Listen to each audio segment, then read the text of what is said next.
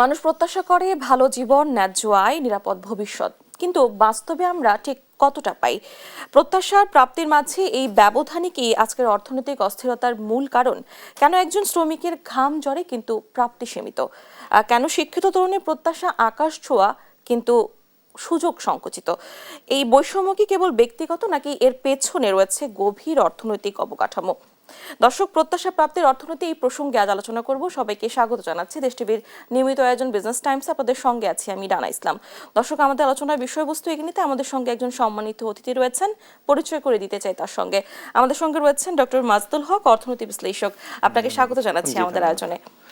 আমি যে প্রসঙ্গ দিয়ে আজকে শুরু করতে চাই সেটা হচ্ছে প্রত্যাশা প্রাপ্তির অর্থনীতি। বাংলাদেশের মানুষের অর্থনৈতিক প্রত্যাশা কোথায় আর প্রাপ্তি কোথায় দাঁড়িয়ে, এই বিষয়ে জানতে চাই আপনার কাছে। জি, দেখেন যে এটা তো অনেক বড় একটা আলোচনার বিষয়বস্তু আমি মনে করি। সেটা হচ্ছে যে প্রত্যাশা বাংলাদেশের মানুষের ছিল এবং এখনো আছে, কারণ অর্থনৈতিক প্রত্যাশাটা কখনো জিরো হয় না, কখনো নেগেটিভও হয় না। অর্থনৈতিক প্রত্যাশাটা বা প্রাপ্তির আশাটা, আকাঙ্ক্ষাটা, এটা কিন্তু দিনে দিনে বাড়তে থাকে। তার কারণ হচ্ছে যে দেখেন, একসময় মাথাপিছু আয় বাংলাদেশে অনেক কম ছিল, এখন আমাদের মাথাপিছু আয় অনেক বেড়ে গেছে। একসময় আমরা স্বল্প উন্নত দেশ থেকে আমরা উত্তরণ হচ্ছি উন্নয়নশীল দেশ হিসেবে। তাহলে আমাদের প্রত্যাশা যে নাই তা না, প্রত্যাশা আছে, কিন্তু আমাদের প্রাপ্তিটা কতটুকুন, সেই প্রাপ্তির এই পার্সেন্টেজ কত শতাংশ প্রাপ্তি। যদি আমি আসলে অতি সাম্প্রতিক বিষয়গুলো নিয়ে যদি আমি একটু উঠাই ধরি, তাহলে হয়তো আমরা একটা সংক্ষিপ্ত একটা ইমেজ পাবো। সেটা হচ্ছে দেখেন যে রাজনৈতিক সরকার একটা পতন হয়েছে 2024-এর 5ই আগস্টে, কিন্তু গণ অভ্যুত্থানের মাধ্যম দিয়ে তো সরকারের পতন হলো এবং পট পরিবর্তন হলো। সেই গণ অভ্যুত্থানটা ছিল কি নিয়ে? সেটা তো ছিল বৈষম্য নিয়ে। হয়তো কোটা সংস্কার আন্দোলনকে কেন্দ্র করে সেখানে তরুণেরা, যুবকরা, শিক্ষিত তরুণরা যে চাকরি পাচ্ছে না, চাকরি প্রত্যাশী যারা, তাদের মাধ্যম দিয়েই তো একটা গণ আন্দোলন হয়েছে, গণ অভ্যুত্থান হয়েছে। কিন্তু এই বৈষম্যটা বাংলাদেশের অর্থনীতিতে এখন সব থেকে প্রকট একটা সমস্যা। আপনার মূল্যস্ফীতি তো আছেই, মূল্যস্ফীতির পাশাপাশি অর্থনীতিতে সবচেয়ে বড় ধরনের একটা সমস্যা, সেটা হচ্ছে যে বৈষম্য বেড়ে গেছে। আপনার আয় বৈষম্য বেড়ে গেছে, আপনার ভোগ বৈষম্য বেড়ে গেছে, আপনার সম্পদ বৈষম্য বেড়ে গেছে। তাহলে প্রাপ্তি, আপনি যদি টোটাল পপুলেশনের কথাই চিন্তা করেন, তাহলে সব জনগণের প্রাপ্তিটা তো এখানেই কমে গেছে। কারণ আপনার 5%, 10% মানুষের কাছে আপনার 80%, 90% সম্পদ পুঞ্জীভূত রয়েছে। তাহলে আমার এখানে সম্পদ বৈষম্য, এখানে আমি যে ভোগ বৈষম্য তো অনেক বেড়ে গেছে। কারণ আমি ধনী শ্রেণীদের জন্য যেটা চিন্তা করছি, সাধারণের জন্য সেটা চিন্তা করছি না।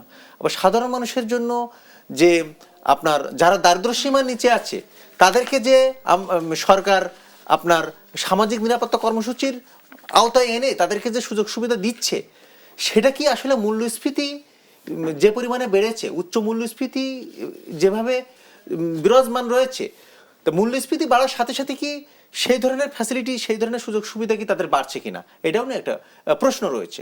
সুতরাং সাধারণ মানুষ বলেন, খেটে খাওয়া মানুষ বলেন এবং শ্রমজীবী মানুষ বলেন, তাদের প্রাপ্তিটা কিন্তু আমি বলবো খুবই কম, এবং সেটা আমি যদি পার্সেন্টেজ করি, সেটা মানে খুব কম। দেখা যাচ্ছে আগে যেসব পরিবার সচ্ছল ছিল তারা এখন অসচ্ছল হয়ে পড়ছে। জি, দেখেন যে 2010 থেকে 2022 সাল পর্যন্ত কিন্তু আপনার দারিদ্র্য সীমার উপরে উঠাই নেওয়া হয়েছে 3,49,00,000 মানুষের 3.5 কোটি মানুষের দারিদ্র্য সীমার উপরে উঠাই নিয়ে আসা হয়েছে। বাট রিসেন্ট 3-4 বছরে যেটা হচ্ছে, সেটা কিন্তু আপনার দারিদ্র্যের হার বেড়ে চলেছে। কারণ যে দারিদ্র্যের হার ছিল 18%, সেই দারিদ্র্যের হারটা এখন হয়ে গেছে 21%। সুতরাং আপনার যে শ্রমজীবী মানুষ বলেন, পেশাজীবী মানুষ বলেন এবং খেটে খাওয়া মানুষ বলেন, আপনি যে বললেন যে প্রাপ্তি এবং প্রত্যাশা, তাহলে প্রাপ্তি থেকে তো তারা বঞ্চিত হচ্ছে। কারণ আমি আজকে আমি মূল্যস্ফীতি নিয়ন্ত্রণ করতে পারছি না, দ্রব্যমূল্যের দাম নিয়ন্ত্রণ করতে পারছি না। সিন্ডিকেট ডেভেলপ করেছে। সিন্ডিকেট তো আজকে ডেভেলপ করে নাই বাংলাদেশের অর্থনীতিতে, এটা রাজনৈতিক সরকারের আমলেই ডেভেলপ করেছে। তো সুতরাং আপনার এই সিন্ডিকেট ডেভেলপ করার কারণে যে আপনার নিত্যপণ্য দ্রব্যের যে দামটা বেড়ে চলেছে দিনের পর দিন, সেটা নিরাময় তো সাধারণ মানুষ পায় নাই। তাদের তো একটা অনেক বড় প্রাপ্তি ছিল, এবং যেটা হয় যে তারা আসলে পুষ্টি থেকে বঞ্চিত হয়ে গেছে। কারণ আপনার খাদ্যদ্রব্যের ভিতরে পুষ্টিগুণ সমৃদ্ধ যে খাবারগুলো, সেই খাবারগুলো থেকে কিন্তু সাধারণ মানুষ, আমার কাছে খেটে খাওয়া মানুষ এবং কম আয়ের মানুষ, তারা বঞ্চিত হচ্ছে। সুতরাং তাদের প্রাপ্তিটা কিন্তু আসলে অনেক কম আমি মনে করি। গার্মেন্টস শ্রমিক সহ শ্রমজীবী মানুষের মজুরি কি বর্তমান বাজার মূল্যের সাথে সামঞ্জস্যপূর্ণ, কি মনে করেন? যে দেখেন যে বিগত 42 মাস ধরে মূল্যস্ফীতি যে হারে বেড়ে চলেছে, সে হারে মজুরি হার বাড়ে নাই।